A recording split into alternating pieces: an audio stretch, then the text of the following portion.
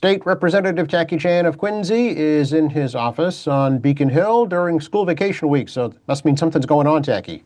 Yeah, Joe. As those who know, during school vacation week, the status is extremely quiet. People, take their families to places during school vacation week like everybody else. And while I do not have kids or a family, I take the opportunity to try to get some stuff done around the house, especially since the budget debate starts next Monday, and it consumes anywhere potentially between 10 or 14-hour days, depending on how things go in debate, or sometimes maybe shorter, maybe 7 hours. And the next day becomes like 15. You just don't know. So, school vacation free personally is a good time to get a lot of stuff done before we start the budget debate. And the State House is quiet. I mean, that is how school vacation week works. So I'm in the building today because I have a couple of representatives who want to get together with me today to talk about some issues that are important to them.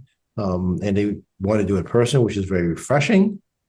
And they're going out of the way from other parts of the state. So one of the advantages of the State House is parking for reps, and it gives people the opportunity to find parking and get together up here, as opposed to making them drive down to Quincy and then pick a place and find parking and all that stuff. This is simpler. So when you say budget debate, are you debating amongst your fellow House members or debating with the Senate? How does that work? Well, each branch debates the budget separately. Pursuant to the Constitution, the House goes first on any kind of appropriation bill. Very much because, after all, it's like Congress in that sense. And, Congress is based on our Constitution because the U.S. Constitution is based on the Massachusetts Constitution. And as we are talking right now, the intercom just went off here saying the full formal sessions will begin at 11 a.m. on Monday. So, they already announced the formal session time, while we're sitting here together. So that's how it goes. So it's about a $63+ billion budget. Start debate on. I believe I got to look at it again, but I believe there's 1,712 amendments. Wow. Okay. That's going to take some time to weed through. Yeah. And this is also the week that's House Committee on Ways and Means gets to review all amendments prior to the start of debate. So amendments are due to Friday before 5 p.m. And then this is the week that House Ways and Means staff weeds through all that stuff, categorizes them, reviews them, and starts the recommendation process to the House chairman. And then we will go into debate next week. We do not know the recommendation from the House chairman, but you do get a chance to try to make your case, and you never know. Maybe we change someone's mind along the way. Oh, okay. So amendments could be what? Additions, subtractions, equal funding? What could they be? Most of them are always additions. I mean, no one ever cuts the budget. Right. Let's be honest about it. Everybody's got a project at home they want to pay for, or there's a state agency you feel should get more funding because it's a programmatic issue that's important to you, or you try to put in some outside sections, which is a policy piece of a pending bill. Sometimes at some place in third reading or Ways and Means that you want to get some attention for. The reality is, folks, about 95% of all amendments are rejected anyway. But a good chance for us to advocate. And since all of us are in the building, it gives members a chance to grab chairman and chairwomen, to advocate for their bills too. Sure. So there's always this opportunity for us to get together, in the hallways, in the offices, in the House lobby, even on the floor, to talk to other members about things that are important to them and to try to get some advocacy in. Okay. A lot of this conversation occurs long before anything happens in the House floor because people have this misconception that everyone makes decisions on the fly in the House floor. No, you start grabbing people, in person because you just want to have the conversation as opposed to like trying to make a phone call or a Zoom call. So as you see them and say, look, I got this going on. Can we talk about this now? Yeah. Do you have any amendments, Tackey? Yeah, we have some local amendments. Bruce and I split them up. The speaker, being the speaker, doesn't file any amendments because he is the speaker. However, there are other ways for the speaker to accomplish his goals since he is the speaker. We filed some stuff for Quincy Region Resources again, and Germantown Neighborhood Center and QCAP on different programs they're working on. We have some funding assistance for agencies under the Office of Consumer Affairs. They took a funding cut of 7%. So we're trying to see if we can restore limited funding. Otherwise, it's going to result in customer service problems. So yeah, nothing too exciting, just some local projects and trying to help out one of the agencies that we help oversee. Yeah. Is there any funding proposed for the Adams Presidential Center in Quincy? Oh, you've been reading social media, haven't I you? have been. Yeah. We won't know until we get to the actual amendment completion process. And the speaker has graciously been able to get funding for that for 4 years now, Yeah. through some opera money and through the state budget, to the tune of $5,000 a year. So just remind folks the Adams Presidential Center, which was originally the John Adams, and people forgot this was really called the John Adams and John Quincy Adams Presidential Library initially. That's right. So there was a name change along the way, from Yep. 2022. It's actually a 501c, a 501c3 not for profit. So none of that money actually went to the city of Quincy. So when I say, we got funding for the Adams Presidential Center, there's actually a massive misconception on the internet I discovered that that's actually a city-owned library.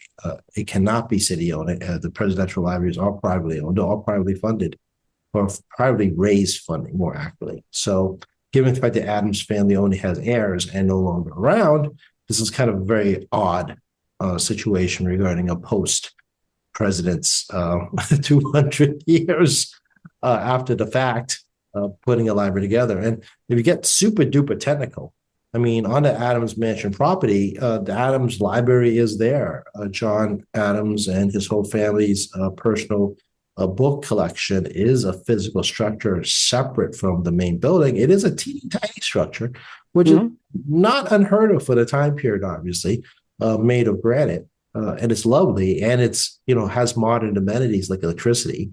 But it also has like special climate control because the books are ancient. So the Park Service actually has to maintain a specific climate inside that very old building for book preservation. And if you had never visited Adams Mansion, the place does have electricity. I mean, it was lived in up to the early 20th century.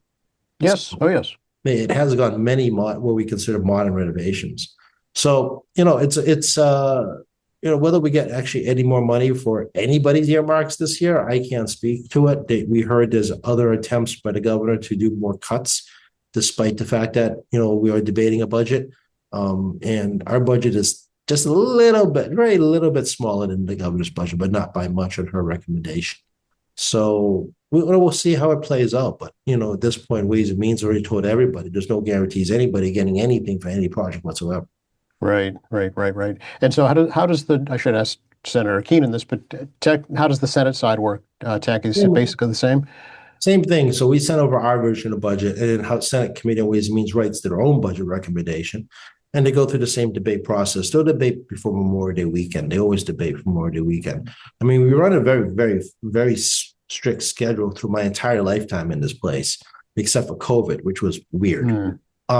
Where we're always debating the week after school vacation week, which is after a week of Patriots Day week in April. And the Senate always debates their budget right before Memorial Day. Okay. Then after that, you try and come to terms? Yeah, conference committee's formed. We can talk about all the different conference committee experiences over the years on a different day if you want. Lots of tacky stories there. But they do a conference committee starting the first week of June, and they try to hatch out a compromise. Obviously, if revenue numbers changes or the economy shifts, conference committee does have some flexibility to change the numbers around, generally downward, if there's like a nightmare scenario in the economy, which is bad for all of us, because if you got some special assistance in your version of the budget, that could all get down in a heartbeat. So there's still a lot of things in flux that we talked about for last year regarding exactly what is going on with this economy. But they have to work on a compromise, and they would try to get a compromise done before the start of the fiscal year on July 1, which is what we actually did last year. But That's right. But if we go over July 31, what we do is we call it temporary budget. So we do like every 2-week budgets using the prior fiscal year's numbers. Right. Yeah. Just supplemental to keep things going until you come to a final agreement. Yeah. Unlike the federal government, we don't close. Right. Well, they're only partially closed now. Let's be accurate. Partially closed now. People keep forgetting Homeland Security is still not functioning. It's about, I don't know what percentage, but a big percentage of the agency is still not working. Yes, they have some emergency funding that they pulled from somewhere else to keep it going. Yeah, pretty much. Yeah. So unlike your federal government, your state government is not shut down. Right. Exactly. Speaking of what's going on at the federal level, did you read this morning about the change in marijuana regulations at the federal level? Psychedelics or the marijuana? Marijuana, actually, yeah. I'm not seeing the marijuana one yet. I'm aware of the psychedelics regarding medical care, and research on psychedelics is still ongoing. John Hopkins, I believe, has a lot of stuff on psychedelics, including what we used to call magic mushrooms, right? At one time. Yep. And things like LSD is back on the research table, but very different LSD from the 70s. And those type of psychedelics are, back on the table for research purposes in terms of whether or not it can help people with mental health issues or, other types of immune system or other diseases that may be out there as a therapy. Marijuana, I wasn't aware that they moved forward to marijuana. I mean, the issue of marijuana is very simple: it's the decriminalization. If the federal government doesn't decriminalize marijuana, which requires an act of Congress, I mean, it's very hard for the industry to take advantage. And my always understanding at the federal level is the FDA has a very limited window for marijuana ownership for the purposes of medical research. Yeah, it's not deregulated. It was reclassified from a Schedule 1 to a Schedule 3 for medical marijuana use on the federal level. Yeah, I'm not sure that's actually legal, but then again, the federal government seems to operate on the whole premise that the law doesn't matter right now. So, I mean, again, it's Congress's prerogative to maintain congressional power. I can't speak or understand how that's going to work. Yeah. I'm doubting the banking industry, which is eagerly awaiting at some level to help fund these businesses. They were not going to risk their federal charters, because if you get a different administration, and this is about reclassification, you can have a different president reclassify again, and then they become in violation of banking regs, and the whole thing goes sideways. Right. Yep. It's already happened several times. Right. Exactly. Yeah. Yeah. I mean, why any financial institutions is not going to put their money at risk. So here in Massachusetts, as I understand, the Cannabis Control Commission has been restructured now. Yeah, it's put under the governor. We talked about this a few times. How much they're just bad functioning organization, and we changed the size and structure of it. Stuck it all in the governor's office. So there's actually one entity that's actually in charge, and a lot of the functionalities, meaning the purpose of the Cannabis Control Commission, is intact. But we started to streamline it, make it clear who's in command and control. And if someone does a problem, there's no more finger pointing. You know who to go after. Right, exactly. Yeah. So more accountability, it sounds like, at the executive level. Yeah, one of the things that was originally put together, Cannabis Control Commission, that was under the treasurer, was there was way too many entities making appointments, and there were too many chefs in the kitchen. So it was difficult to pin down like where the problem child was, so to speak, of dysfunction agency, because there was multiple people screwing up based on the IG's investigation. So, what we did was make it very simple. You're in charge. This is who's responsible for appointments. Something goes wrong, we know who to go after. Right, exactly. Yep. With the budget proposal, Tackey, is that takes into account whether or not the ballot question reducing the income tax will be passed? No, because it's difficult to estimate exactly how it's going to go anyway. We could also see ourselves in an October recession, for all we know, given the situation on a global level, especially the fact that, 20% of the world's oil and natural gas supply isn't moving at the moment. Right. So who knows what's going to happen? That's why, conference committee may readjust the entire budget if, we find unemployment spikes 1%, a full percentage point increase in unemployment happens in, let's say, middle of June, right? Yeah. We're in this kind of really unsettled situation. Not to say you can predict the economy, you can't predict people's behavior, but generally there's a ebb and flow to this thing. And you can kind of see warning signals that, something's going to happen. But, who knows? So the rough estimate right now is that if the ballot question passes, it goes from 5% to 4.7%. Some people may think that's not a big deal, but it's $800+ million potential revenue loss starting on January 1st of 2027. I say potential because we don't know what else is going to happen. As a result, you may find ourselves cutting the budget. Well, the governor made 9 seat cuts. She has ability to 9 seat cuts if there's a consensus revenue change by the 3 branches of government. The Senate, the House, and the governor's office have a consensus revenue adjustment. she can see cut the budget. So, that's always on the table, that we can just, slash and burn, and it will be a Mhm. slash and burn, folks. This tax reduction will be a slash and burn situation. So if you're listening to this and you have human services or you are a government employee, if you're a public employee, you should be very concerned.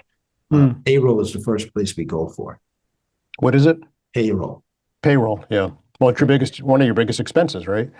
Actually, yeah. Well, it's one of the biggest non-discretionary. It's one Right. of the Right. biggest Yeah. discretionary expenses. That Yeah. most of the budget is non-discretionary. It's it's a vast majority of the budget is non-discretionary. Right. The discretionary part of the budget is under 30%. Okay. Okay. Hmm. So I guess it's the easiest place to cut. Is the only place we can cut. Yeah. Hmm. So I mean, you wipe out whole programs, but because the person who's running the program doesn't exist, the program goes with the person. So I mean, I love government employees that advocate for tax cuts. Well, you're going to get fired, guys. I mean, Hmm. this doesn't work if there's a massive tax cut. I've lived through 3 different recessions. I came to working government during a recession, and it takes up to 5+ years to recover the employee loss post recession. Hmm. The last time we did an income tax cut was, I believe, in the 2002 ballot question. And the 2003 recession hit right after, and it was going from 5.95 to 5% in a blink. Instead, the legislature decided in 2003, I think it was 2000. Was it 2002? Maybe 2002. We froze it at 5.95 using economic indicators to bring it down 5% by 0.05 at a time. So if my memory serves, and this is getting harder, as I was telling someone the other day, it's getting harder for me to do instant recall on the fly now. I'm getting older, but especially years, like remember what year things happened, it's getting tougher for me. So I'm trying to remember, it was a ballot question 2000, or was it 2002? But regardless, the legislature at the time decided to do incremental reductions. So every time certain economic indicators hit regarding growth in the economy, the income tax went down. So starting around 2011, 12, actually more like fiscal year 2013. So it was like 2012. It started a rapid acceleration of the decline in income tax at a gradual level at a smaller rate, meaning that you're not losing $800 million at a time, losing a smaller percentage, and then allowed us easier to put it into the main budget because the economic indicators showed the economy was growing. Mm-hmm. As I talked about this before, this whole concept of true economics doesn't really work properly if you don't do this in terms of a gradual decrease. So you're going to if you decrease gradual taxes gradually and the economy is growing, that means salaries are growing. Yep. If salaries are growing and you decrease the tax rate slowly, you shouldn't see a tax shock. Right. You shouldn't, unless you wouldn't. Yeah. You may not see a tax shock, as opposed to what you see other states and DC. They just do immediate tax reductions or different types of tax structures, and then there's a tax reduction shock because you could have an economic recession and a tax cut, and then you have the people who don't make any more money, and then you're already collecting its taxes, and it compounds itself. Mm-hmm. It is very logical. It's just people don't think about it because it's very easy. It's very logical. It's just people don't really think about it because it never occurs to them. Yeah, and then I mean, on the flip side, it ends up costing as well because those people who have been cut are now on the unemployment rolls. That's correct. And even though people do pay taxes on unemployment rolls, it is it's far cry from your original salary is. Right. So it's not that simple. So your 5% tax rate, those of us old enough remember is 6.95. Way back then in 1990, right? Mm-hmm. Where the legislature had to do like draconian cuts and massive tax increases to deal with the budget shortfall then, basically austerity. And then, they took that long. It took decades to recover our bond rating. There was all kinds of chaos in terms of the recovering programs and restoring state government in terms of functionalities into the late 1990s. Then you had another Yeah. dot-com bust, resulted again layoffs and program Yep. reductions, and then we tried to do a massive tax cut at the same time by ballot question, and then you had the '08 recession, 5 years later, and then full bloom hit 2009 and 10 is when it really came full bore. And then, we started recovering things again starting in like 2015. And then, the 2020 COVID insanity. Yep. The federal government essentially bailed everybody out during the COVID recession. And it was short lived. And then, now we're in this, I don't know what we're living with economy, which makes no sense on the macro level. And nothing makes sense in terms of macro level economics right now. So, we bring the income tax from 5 to 4% in 0.3% increments over the course of, I think, 3 years. You could be looking at a revenue shortfall of well past $2.5 billion, give or take, Yeah. over a three-year period. So, does it affect you? Maybe not if you're wealthy. If you're not uber wealthy, I'm going to tell you, it will affect you. You probably won't realize until it actually happens. Right, right. Now, that's the case really with most government programs and services. You don't realize it right away, but over time, you start to realize things are missing. And the odds are you probably vote against a tax. You probably voted for a tax cut. Oh, I'm sure if it makes it to the ballot, I'm sure it'll pass. Yeah. Yeah, I mean, and the odds because of just raw numbers and the fact that people ridiculous money is such a small minority of the population, and you have a large winning vote to lower the taxes. The odds are that someone that voted for it probably is losing some kind of government benefit as a result. Yeah, yeah. It's a catch-22 is what it is. Well, people hate taxes. It's just that simple. They just don't realize that nothing's free. Well, cities and towns are starting to realize that. There are many looking at a Prop 2.5 override this year. But there's also the opera money problem. So one of the things that happened that is really disturbing, and I'm not saying it's for every community, but it's not uniquely Massachusetts. Other states did this too. They built opera into the baseline structure of their budgets, meaning they didn't treat it as one-time benefit. They treated it as part of the base of the budget. And as a result, the opera money ran out a couple of years ago, and they were able to kind of, limp along because the economy was pretty good and property values were good and houses were moving, and they increase the property value means better property taxes. Unfortunately, given the high interest rates the last year at a 7% clip on mortgages, a thin housing market, very low vacancy available, and unemployment's creeping up to 5% in Massachusetts. I haven't looked recently, but it's running ahead of the federal government. Revenues are becoming more difficult at all levels, especially at the municipal level. I mean, we're doing good here, but we're far, far cry than we were 2 years ago. They built into the baseline, and it's not just us. Uniquely, other communities around the country, as well as counties and states, did that. We did not do that at the state level. We did not put ARPA into the baseline budget. Right. We treat it as a one-time cost. We did follow the federal guidelines and deadlines, so we're not subject to clawback. Some communities are probably looking at clawback at some point as the audits continue on whether or not you follow all the guidelines of ARPA money usage. And you're going to find more smaller communities in particular, doing for Prop 2.5 overrides, and they will not admit that ARPA was part of the baseline budget, was only a one-time payment because they thought the money was going to be forever, which was clearly said to them it was not. Right, right. That's another key difference this time around as opposed to, you mentioned 2002. The federal government was not clawing back at that point. Yeah, and the federal government historically does not bail out states. That's what made COVID unique.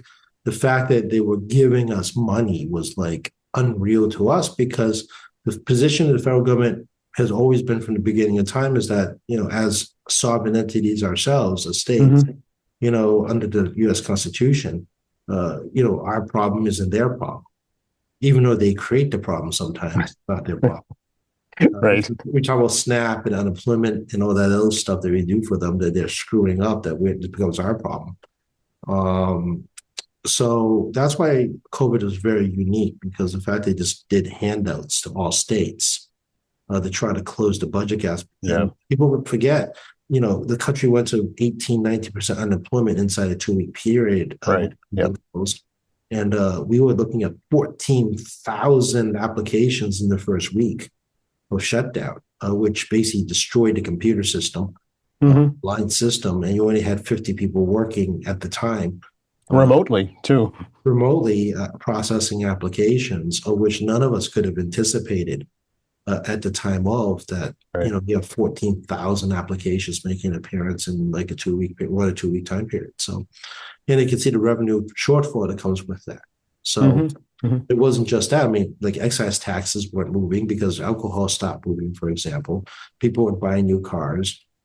People weren't, getting on ships, cruises. No one was visiting hotels and motels. No one's Right. renting vehicles. I mean, this huge economic ripple effect. And, all the students went home because they wanted to be with their families during a crisis if they could, which is 100% understandable, right?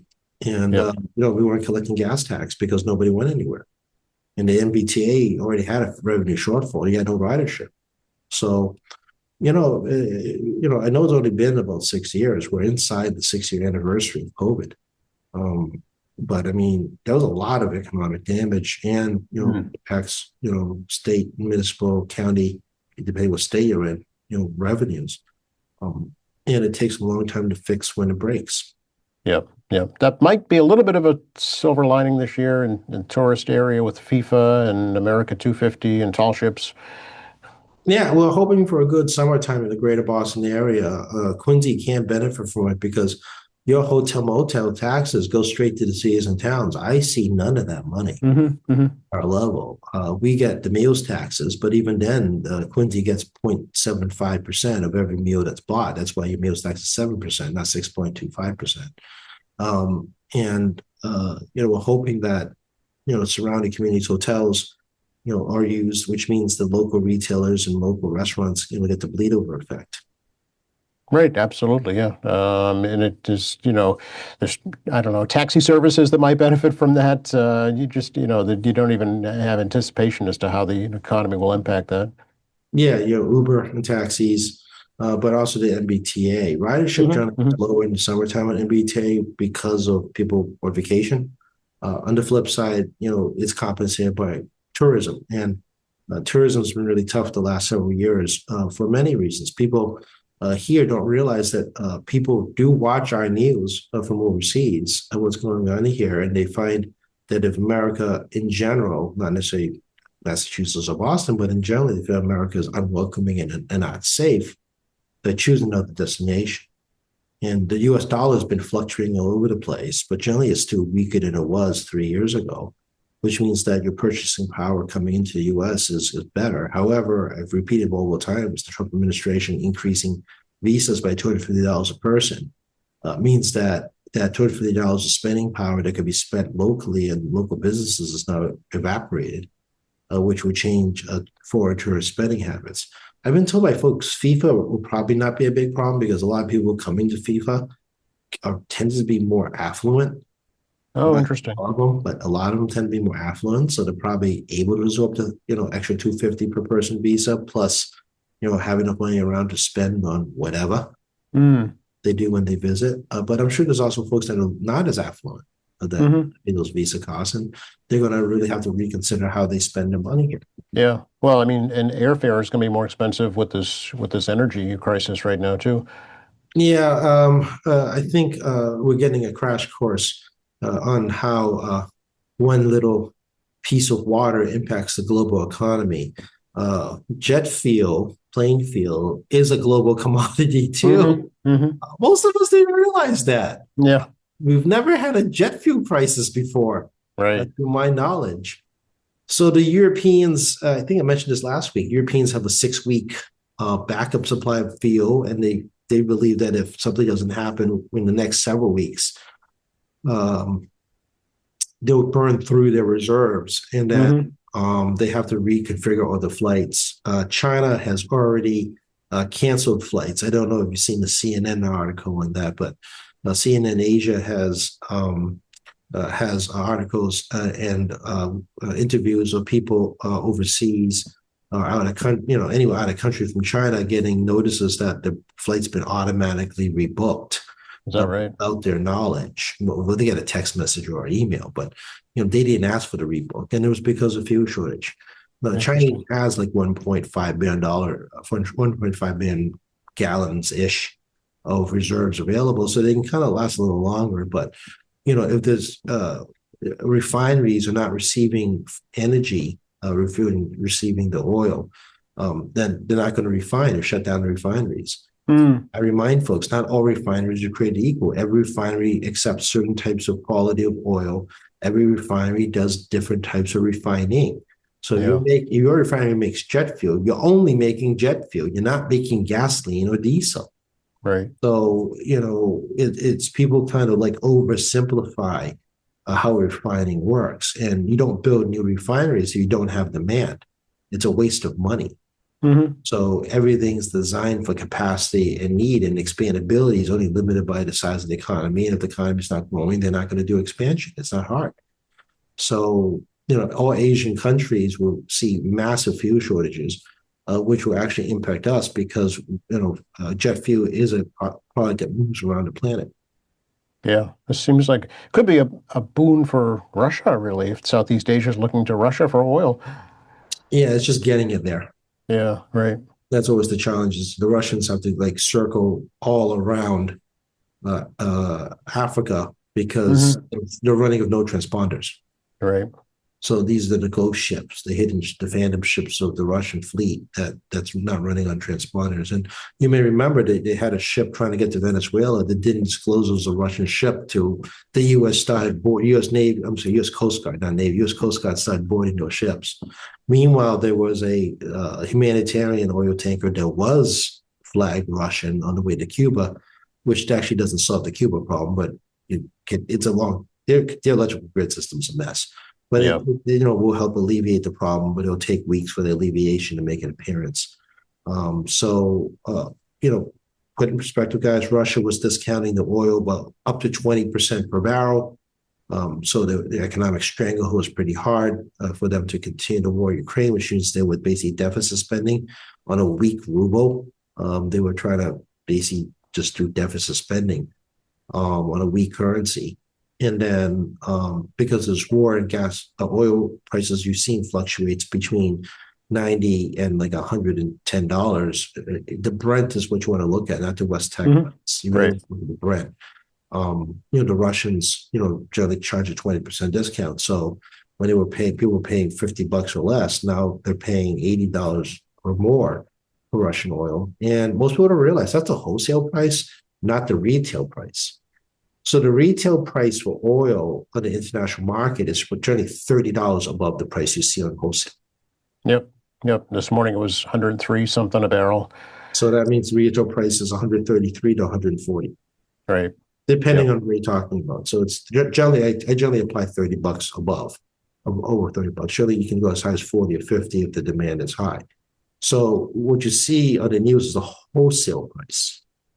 It doesn't reflect the actual retail price when it gets to the facilities that actually sell the fuel or sell the oil. Hmm. Sell the Hmm. oil to the refiner, the oil refinery refines it, and then the wholesaler is the wholesale price. You want to get your markup, right? And then Right. refiner would then mark it up, and then it gets to the retailer, then marks it up again. So you could see, if it's 103, maybe 133 or 140, depending on what country we're talking about.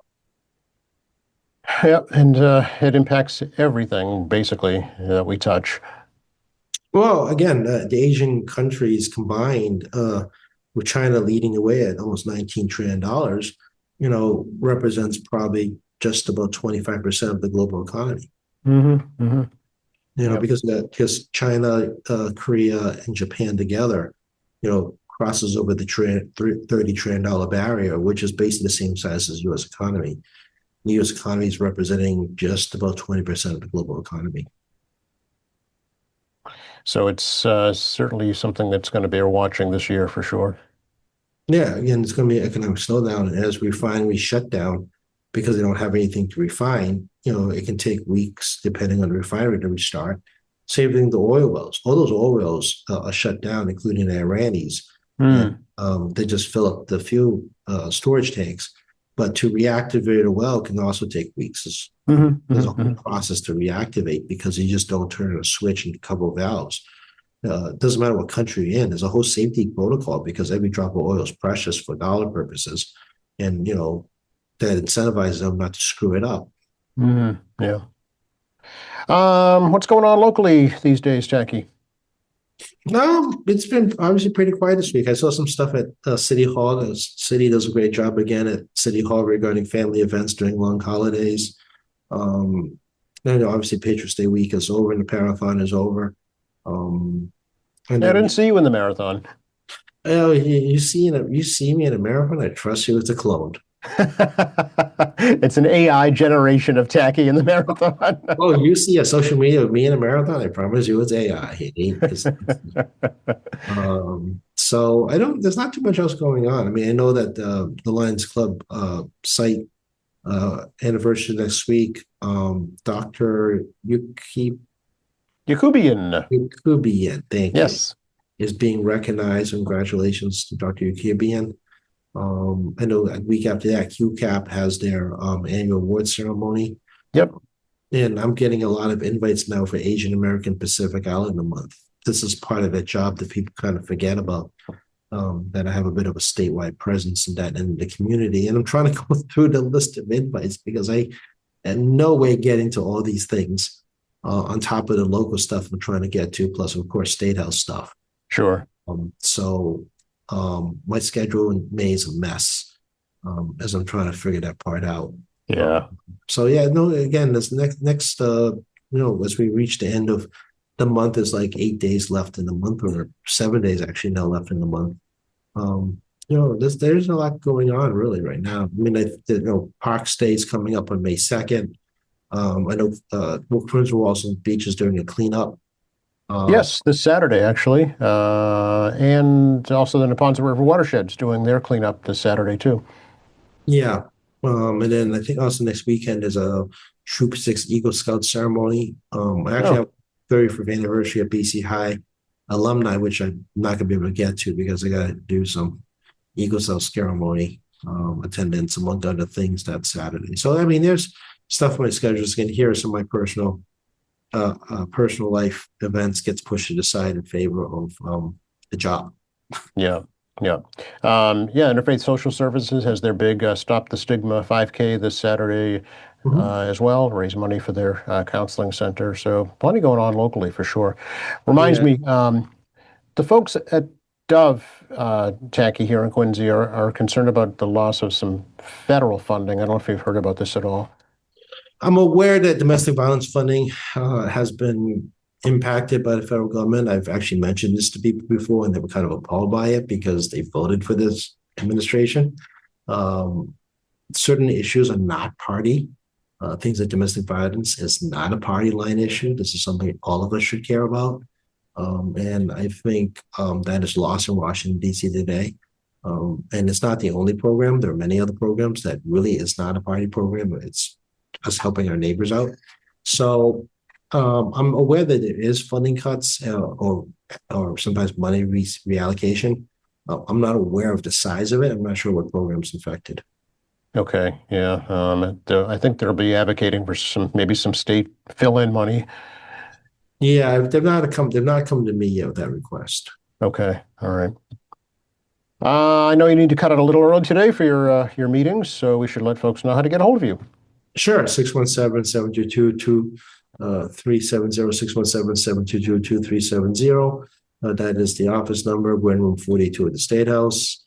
If you come visit, we'd be happy to see you. If you have family or large groups looking for a tour and need some help, give us a call. We can put you in touch with the tour desk if you're looking to visit.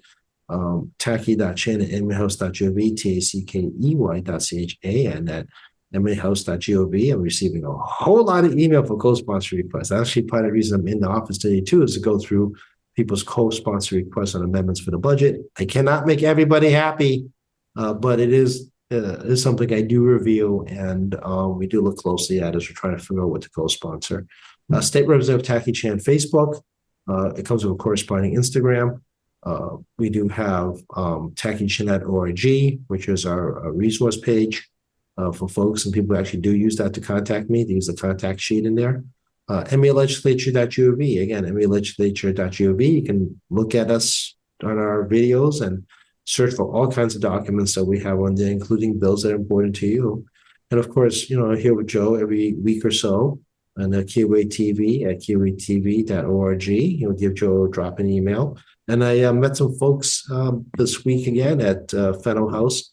I gave a little talk there, and people commented you actually do watch us. So, if you feel like dropping an email to Joe, feel free to, if you enjoy, not enjoy, or have questions. Doesn't matter the question. If you want, any kind of thing you want to talk about, we're happy to chat about it. And of course, Joe, has his 10-minute segment every morning. Excellent. Appreciate it, Tackey. We will check in with you next week. See you next week, Joe.